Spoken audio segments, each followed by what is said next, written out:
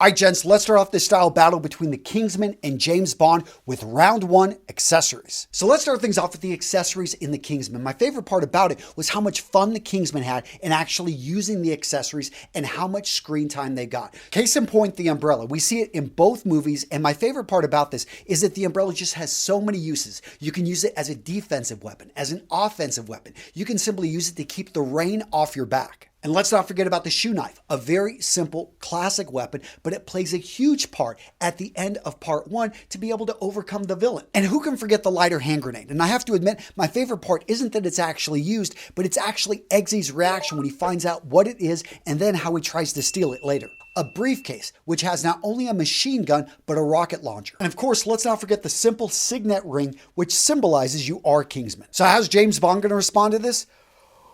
By yawning, because James Bond invented the gadget accessory. Yeah, almost 200 gadget accessories in the James Bond movies so far. Oh, you've got a briefcase with machine guns and rockets? Well, I've got one that's much more elegant that has 40 rounds of ammunition for my pistol, along with a throwing knife and gold sovereigns. And that whole lighter hand grenade thing, come on, I was doing that in the 1980s. And let's talk about the awesomeness packed in James Bond watches. So most of them can fire lasers, cut through pretty much anything. Some of them, the bezel turns really quick, turns it into a saw. Other times you turn the bezel and it's going to set off explosives. Other times you can press a button, all of a sudden you've got a super magnet which can bring into any metal towards you. You've got other ones that fire off a grappling hook. And let's not forget about the watch that could actually pick up and detect a nuclear weapon. An electric razor that, besides giving you a close shave, can also pick up enemy listening devices. A skiing jacket which expands to protect you from an avalanche. A ring which emits a high frequency sound capable of breaking bulletproof glass. And don't even get me started about the cars. From cars that turn into airplanes, from cars that go underwater with surface-to-air missiles, from cars that actually the lights pop down with machine guns, or the back of the vehicle, you're getting chased, smoke screens, oil slicks. Guys, James Bond has done it all. Winner, round one, James Bond. Round two, let's focus on suits. So first up, we've got James Bond, and we're going to focus in on Daniel Craig as he played James Bond in his movies and the fits and looks of his suits. So first up, we've got Casino Royale. In that movie, we see Lindy Hemming coming in. She was the costume designer also for Pierce Brosnan, the former 007, and she brought in Brioni. And Brioni actually worked really well. I do like the look and the fit of the various suits we see in Casino Royale. Actually, he had a very structured look, what's considered the Italian look, with basically the shoulders, although when we saw the suit in the Bahamas, that right there had a pretty much an unstructured shoulder build, which makes sense because of hot weather. Overall, just a great look. Next up, we had Quantum of Solace with a new costume designer, Luis Frogley, and he brought in Tom Ford. So Tom Ford has now been designing all the suits, and what do we see? A much more contemporary, modern look. So in the shoulders, we see a more natural fit in the shoulders, which makes sense. Daniel Craig has a great body, and they've made sure to show that off with the fit and the cut of all the suits now. The next James Bond movies were Skyfall and Spectre. Tom Ford continued to make the suits, but we saw a new costume designer, Gianni Tamine. This is the person that actually did all the costumes for the Harry Potter movies, interestingly enough. But when we look at the fit, very much 2012, 2015, the styles we saw were suppressed. Closer fitting clothing. And that's what a lot of people complain about. When they look at James Bond at this time period, they're saying, you know what? That suit is 1 to 2 sizes too small. Now, the next James Bond film, No Time to Die, I haven't seen it yet, but I do know they have a new costume designer, but they're sticking with Tom Ford suits. From the early looks that I've seen of these suits, they're actually going to a little bit more of a relaxed fit. Thank goodness, they probably couldn't have gotten any tighter. And Daniel Craig's getting a little bit older. I think that these suits are going to look amazing. One thing I've really appreciated about Daniel Craig is the variety of the fabrics and the patterns that they've brought into the suiting and the different looks. Really have done a great job. Now let's talk about the Kingsman. So what we notice in these two films is that the overall looks are much more uniform. They've got a standard look. They've got a uniform that is the Kingsman, and they really don't deviate from it. Now, the costume designer was Arian Phillips. He was actually a study under Tom Ford, and he came into this work very closely with the director, and they were able to come in and just design out exactly what they wanted. They wanted a classic Englishman. That was the whole look they were going for. Now, to get this, they worked with a classic English shop, Martin Nichols, London, and these guys went in and designed all the suits, made them, and then what's interesting is they actually sold the rights to the design designs to Mr. Porter. And then Mr. Porter basically put out a line of suits that were inspired by the movies. Now, throughout the movie, we see Harry and Eggsy wearing pretty much identical suits. What is it? A double-breasted, 6-button, just beautiful suit. And you don't see the double-breasted very often. So it's great to see two guys walk into a place and just pull off that double-breasted like it's natural. Now, as you would expect for a double-breasted suit coming out of England, you're going to have built-up shoulders. These are going to be like a suit of armor, which is what I expected, and I love the transformation that we see of the character Eggsy early on when he's got his casual street clothing on, and then we see him in the double-breasted suit. All right, so this round was really close, but I got to give it to the Kingsman. Why? I just love their use of classics, bringing back the double-breasted suit and showing that you can look great without actually changing things up too much. Round 3, semi-formal wear, aka black tie. So in the movie Casino Royale, we see James Bond wear a black semi-formal suit, aka black tie. His tuxedo right here is made by Brioni, is single button, single breasted, and what do we notice about those lapels?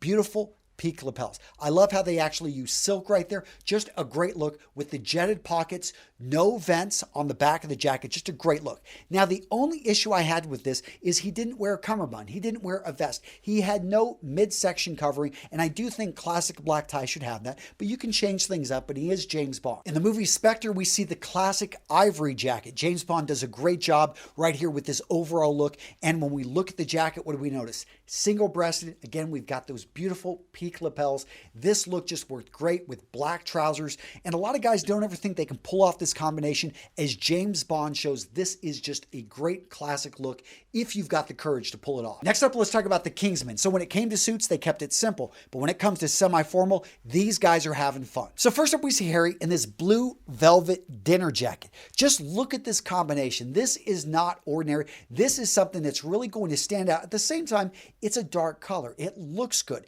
And classically, it's well put together. Let's look at those shawl lapels, the single button right there on the front. Just a really nice, elegant look. Next up, we've got Eggsy in the golden circle, and let's talk about the elephant in the room. Look at the color on that jacket. Burnt orange velvet, and look at the contrast on those lapels. We've got those beautiful peak lapels right there in black. They stand out. This jacket is the centerpiece, and he knew it. He shows up to a very formal dinner wearing this thing, and guess what? He pulls it off, no problem. All right, gents, again, a very close round, but I've got to give this one to the Kingsman. Why? I love their experimentation. I love the courage they had to wear the outfits they do. Round 4, casual clothing. Now, throughout the Kingsman movies, it's Eggsy that we see in the most number of casual outfits. Now, his look in general, very sporty. We see bomber jackets, we see light jackets, we see hoodies. When it comes to trousers, he keeps it simple, goes with dark colored jeans. And when it comes to shoes, very casual Adidas. And let's not forget about his headwear.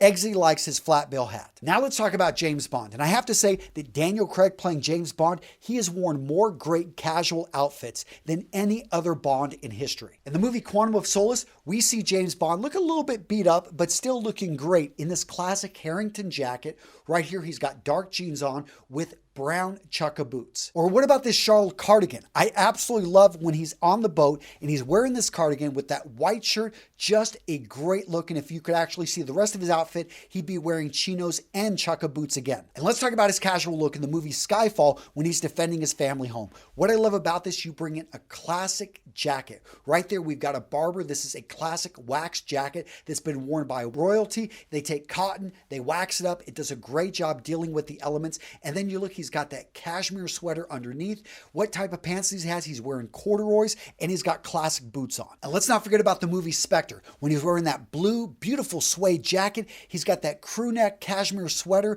He's even got the herringbone trousers with those chukka boots. Again, this guy loves chukka boots, but they work, they're functional, and they are serving him. So this one was not close. If you didn't pick up on it, James Bond wins by a landslide. What I love about James Bond and the looks that he puts together here is the way that he layers. So he's got on, a polo shirt underneath, but he throws on that Harrington jacket. It looks great. It works for the elements, especially if you're tumbling, running around. Round 5, outerwear. Let's start this off. James Bond in the movie Skyfall. That Billy Reed peacoat. classic. I've talked about the pea coat before. Comes out of the Navy, actually has a long history in various navies, but this right here is a classic men's jacket and it just looks amazing on him. Now in the movie Spectre, when James Bond is up on the mountain chasing the bad guys, he's wearing a knitted sleeve bomber jacket by Tom Ford, and what I love about this is the close fit. A lot of people think when something fits you too close, you're not going to have any freedom of movement. That's not true. Actually, if it's got a high armhole cut and it fits you close in the body, you have more ability to move, as we could see in this outfit and what he was able to do in that sequence. Now for the Kingsmen, we see them wearing cold weather outfits when they're up on the mountain chasing the bad guys in the movie The Golden Circle. So first up, we've got Eggsy and his skiing suit. Now what I love about this skiing suit is the color, brown. It's not going to work for the majority of people. In fact, skiing suits in general, you're going to see brighter colors. But he goes with something that works with his hair, with his complexion, with that black turtleneck, those brown gloves. It's a very muted but great looking. And I absolutely love the accents right here on the shoulders. They build up the shoulders, make them look taller. And let's talk about Agent Whiskey's feather bed and shearling trimmed vest. I absolutely love how he layers this over his ski suit. Just a great look. But all of those pale in comparison to Harry's outfit. So he's wearing that double-breasted suit look, but right over that, he throws that leather-trimmed shearling coat. Just looked amazing with the color contrast. He's got that Western cap on. Just a great look. Absolutely loved it. Winner here, I'm going to have to give it to the Kingsman. Next up, let's talk sunglasses. In the movie Casino Royale, we see James Bond use Persols. He's using the 2244s and the 2720s. Now in Quantum of Solace, Skyfall, and Spectre, naturally we saw him switch over to Tom Ford sunglasses. And in the movie Spectre, when he's up on the mountain in the snow environment, he's wearing a pair of vintage Varnets. Now when it comes to the Kingsman, it's all about standards. Yeah, they change up the color. We see some turtle shell, we see some black, but Cutler and Gross is the manufacturer, and the style pretty much uniform. We've got a square style, whether it be glasses, whether it be sunglasses. So who wins this round? I've got to give this one to 007.